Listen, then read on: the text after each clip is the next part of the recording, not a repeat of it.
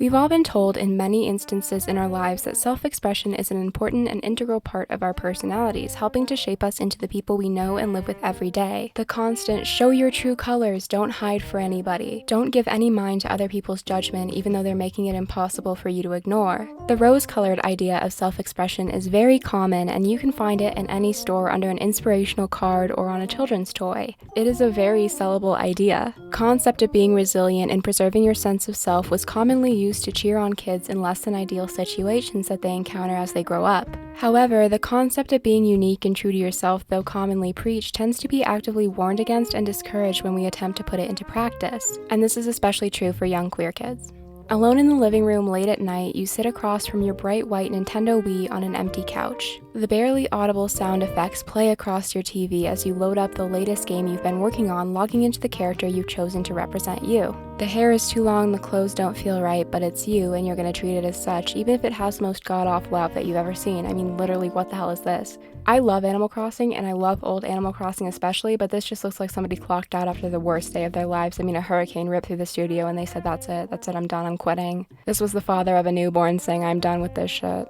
Each character on your Wii game greets you with a warm smile as you click through their dialogue, looking for a soul to embark on a quest for them, because unfortunately they will not be paying you very much of anything, and capitalism is still very prevalent even in your Wii.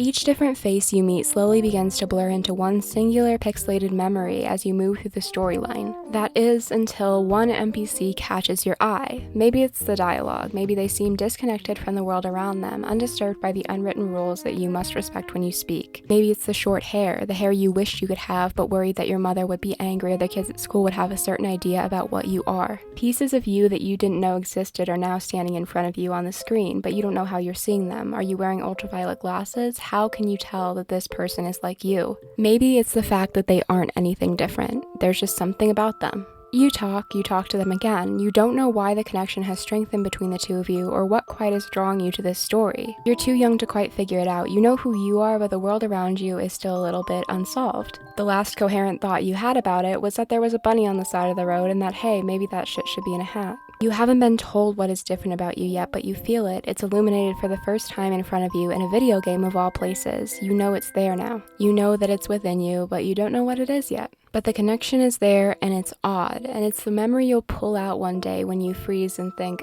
oh. Video games have been a method of escapism as long as we can remember. The concept of a video game is to create another world and immerse you into its ideas and experiences. That's why so many of the critically acclaimed games you hear about have a focus on storytelling and world building. In order to be immersed, you have to have a realistic and feeling area of cast. You need to have characters that look and act like real people in order to connect with them. It's also why The Last of Us upsets me so much when I watch it on the TV. I'm not resilient and I will wilt like lettuce. Video games are even being implemented into psychotherapy, with some young patients being the first to ever see it in their treatment plans. The games were found to be helpful in cognitive learning and emotional attachment, as reported by the Review of General Psychology by Dr. T. Saranoglu. So, putting all of this together, what happens when people who have always felt different, who at a young age could not seek out a community that understood them, find a world that was known only to them, which was undisturbed by the very population that made them feel different in the first place? What do we see when a group of people who are so well known for reading subtext and finding the small, quiet details in media can build a story around themselves? Let's talk about it. Let's have a little discussion. Let's have a little bit of a chat. Go get some tea or coffee or whatever you drink. I don't know what you drink. Hopefully water a little bit of water. You're probably dehydrated. Get comfy. We're going to talk about queer self-expression, okay? And watch the games. So I like to define the efficacy of self-expression by what it does for a person instead of what it is, but any interpretation is a good interpretation in my eyes. Any way you decide to slice it is going to be giving you the same effect, and whatever you find that you find comfort in is great. When I look at self-expression, I think, 1, does it make you feel connected to yourself in the truest way possible and connected to your own mind? 2, does it represent how you want to be seen by others as well as your internal self? And 3, the most important of all of them, does it make you happy? If those 3 things are true, I personally feel that I've found a form of self-expression that has served its purpose for me, to solidify my identity and bring joy. The joy of feeling connected with yourself and how you're seen is what drives us to pick certain clothes, try new makeup styles, and explore different creative outlets. It's what drives us to have hobbies and interests, and it's exciting, it's good for you, it is a human right. That's why I love seeing people who are super comfortable in how they present. That is such a good rite of passage, and that tells me that you have found something really beautiful. Everybody deserves that, and everybody deserves to feel good with how they look and how they're seen by others. However, we see the impact and accessibility for these feelings dwindle when queer people are in the picture.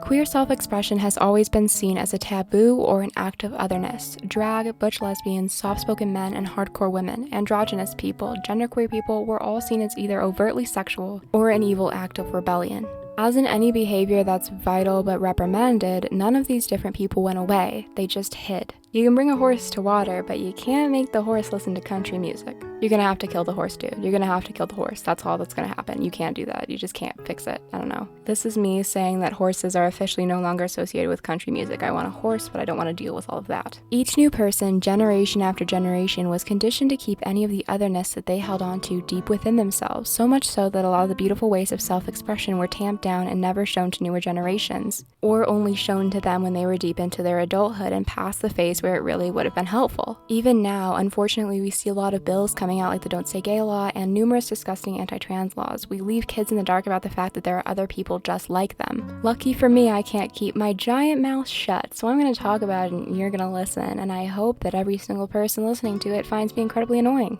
A sense of community is one of the most important things you can have, especially while growing up. Most of us have brains that crave that feeling of belonging, that search for it in any place that it can be found in. When nothing can be found on land, you have to build up your own infrastructure and your own civilization. You have to look for materials and find a place that you can feel comfortable in. You are the construction worker in this situation, and you have a lot of work to do. Imagination and social creativity seems to be a very common skill of queer children, both from my own experiences and the lives of my friends, but also the actual researchers whose work I was able to study for this video.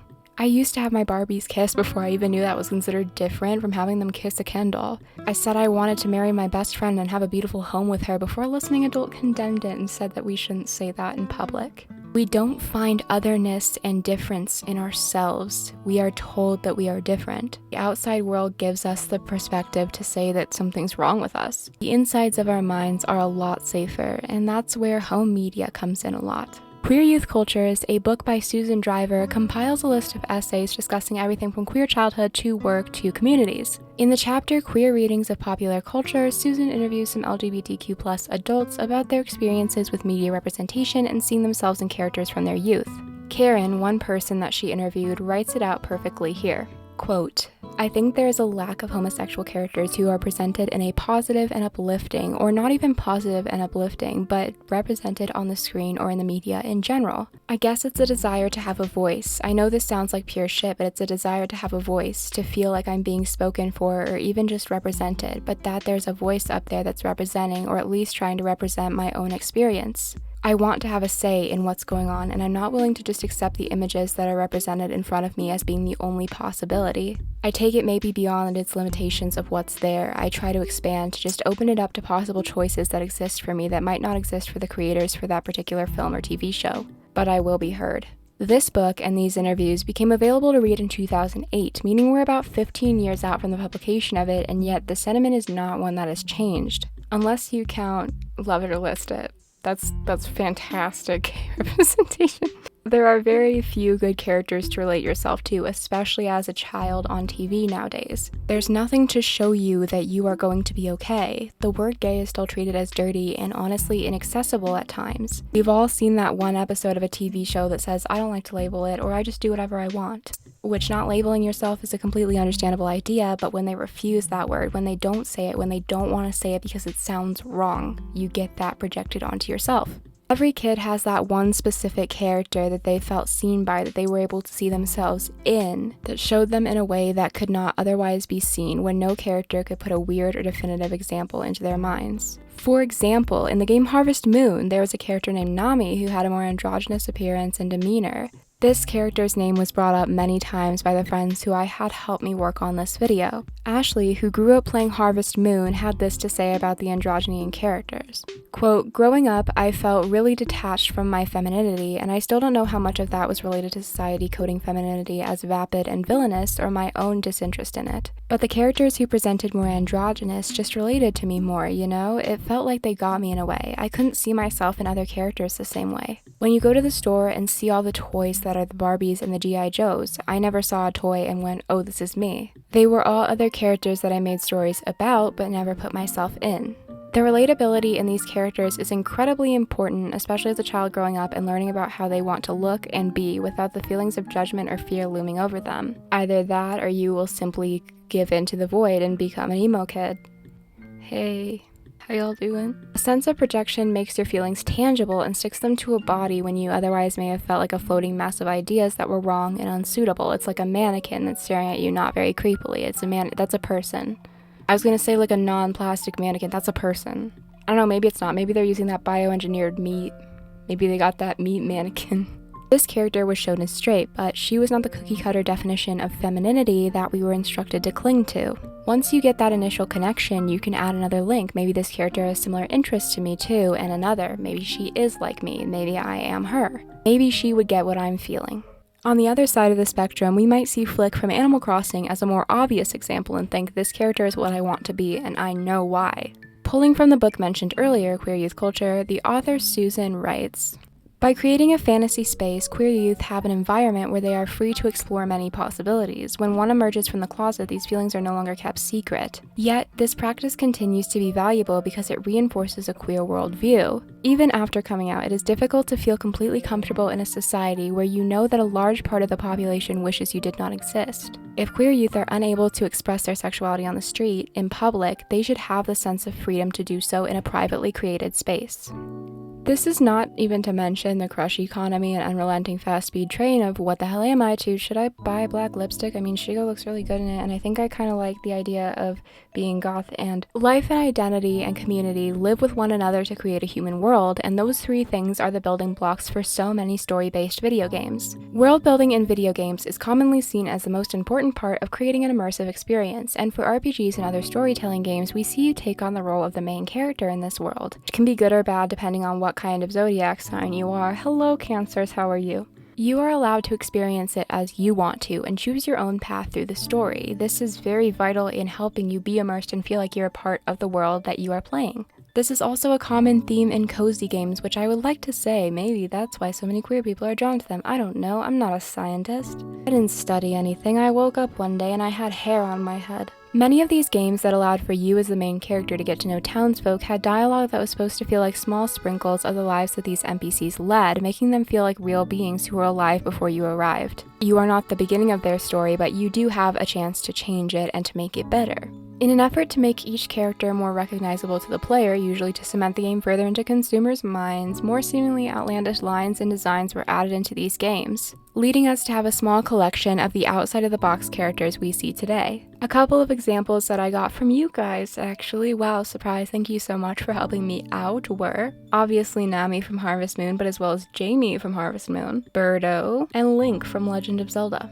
I love how I forgot to say Birdo was from Mario. Like, I was just expecting you to have a Birdo in your life. Like, that seems like the thing that you would have. You have a Birdo? You know a Birdo, right? You're aware of that? Even developers trying to make a game marketable to relative society understand that in order to make a colorful, creative, compelling world, a base of characters that have enough personality that they can be built upon and form relationships with the player are required. The difference from person to person is vital to make life feel real and fun and to find people you relate to, just like the real world. When these characters are put in front of us, it gives us the notion that it's okay to exist in this world and that you are capable of being loved when you do, that you have a place in the life that has grown very fond of you, and that nothing is wrong or evil or weird or off-putting or sinful because of that. This is true for any media, absolutely. It relates to video games in my opinion even more so though.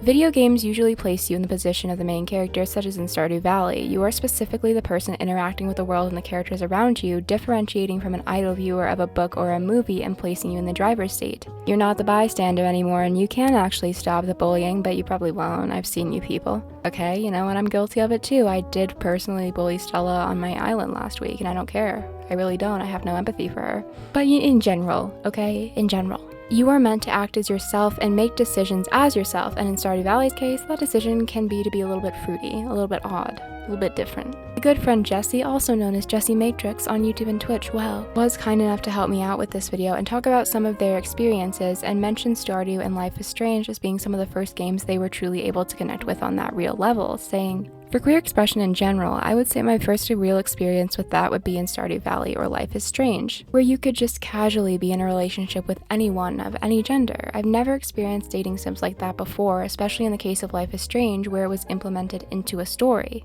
And as a bi person, I felt so validated in that.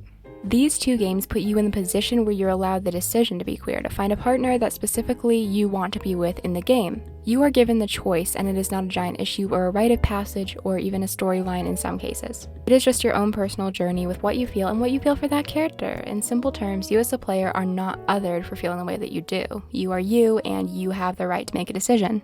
Games that lean towards a cozier, more laid-back perspective tend to be the most heavy on character development and design, making them an incredibly popular choice for queer gamers. Harvest Moon was one of the earliest examples of this in specific, but its descendant Stardew Valley became notable for this very thing, which I mentioned before, but I swear I'm not just repeating things for fun. I'm about to talk about Stardew Valley. Stardew Valley in particular was massively praised for the way it handled gay marriage in the game, where it was simply the same as any other track you may choose to take. The game is an example of one that chose the route of explicit representation, which we don't see often, and by that I mean it was shown, it was an option, you did not have to read into any subtext, and you were given complete control over it. Explicit representation, wow, it's like the gold of the century. In the non-explicit context, you may wonder, what makes a character easy to queer read? What is queer reading? In this case, queer reading means seeing a character, though not canonically confirmed, as queer seeming or a metaphor for such. It is most often found in characters that look more feminine or masculine than the gender they're given in the game, speak in a way that breaks free from the expectations of a straight person. You might also get a similar idea from characters that dress in an alternative or punk style, since these subcultures tend to feel a similar outcasting from those who are different from them. In games without the explicit representation, we see some of our behaviors that are present and associated with gayness, but without the sexuality context. These can be just as important culturally as actually being with a person. They are seen as odd, and characters that present these traits are easy to associate with the culture when they show the social aspects with it. You dig? Although these games and the characters we latched onto as children are so important, the formally mentioned explicit representation will always be more impactful. And we need more of it, of course. We don't see it as commonly as we want to. Thankfully, many game developers centering on story-based games come from similar backgrounds to us and are filling the gap with their own hands more and more every single day.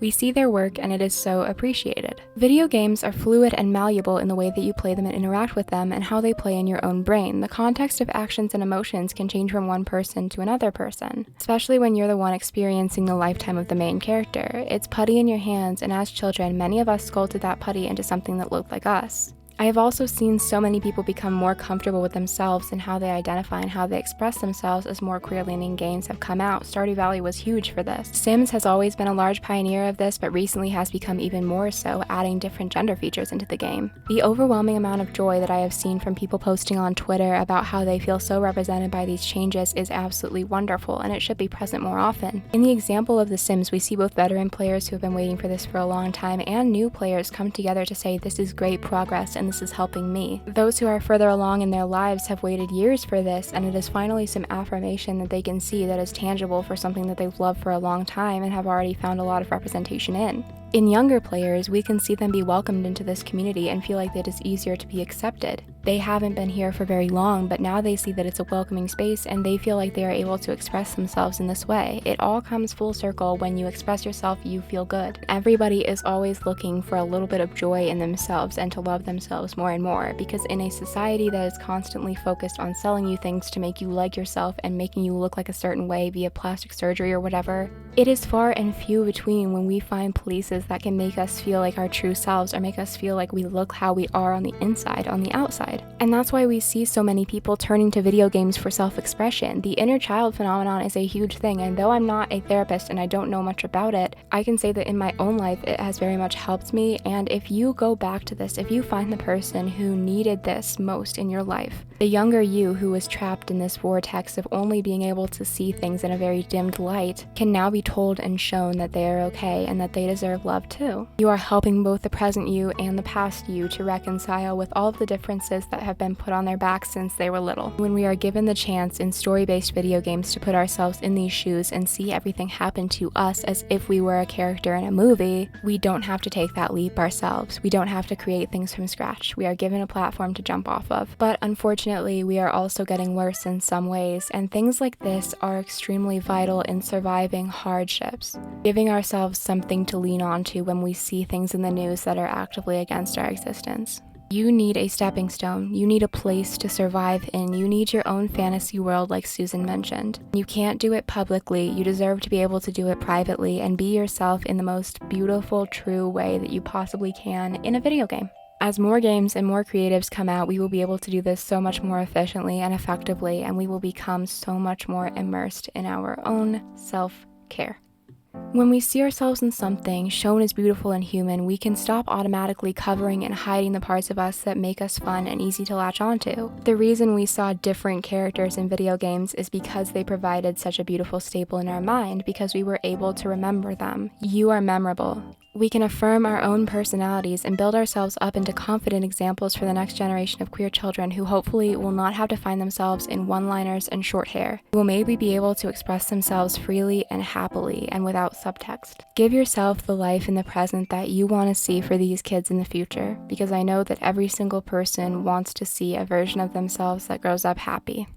Give yourself the space to express your life and your own worldview and make your character whatever you want it to be, and hope for better, keep going, express yourself as freely as you want to.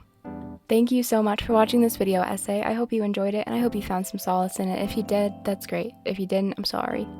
I want to give a huge, massive thank you to the friends who helped me out with this video, who are Amanda, the Amanda Files, the real one, surprise, real, official, trademark. Jessie Matrix, Ashley, who just bought Tommy Wiseau sandals, by the way. Look at these. Look at these. Do you want them? Yeah, I do. And Susan Driver, as well as everybody on my Twitter page who answered my little casting call to ask for questions. Every single thing that I read while I was looking at this video, and all of your wonderful things that you told me, were super vital in helping me make this as relatable and as serving as possible, I guess. I love you guys so much. Feel free to recommend any games that you really loved as a kid that made you feel this way. Thank you so much for watching. I'll see you next time. Stay safe, stay wonderful. Goodbye.